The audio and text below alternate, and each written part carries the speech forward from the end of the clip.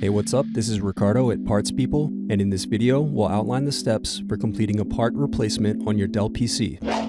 Visit our website and use this coupon for a 5% off discount.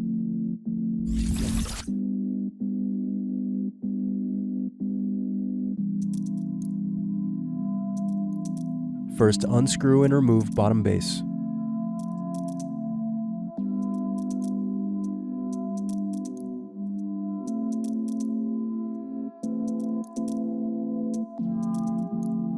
Now unscrew battery. Next, unscrew and remove battery. Then unscrew and remove solid-state drive. Thanks for watching. Don't forget to like and subscribe if you enjoyed this video.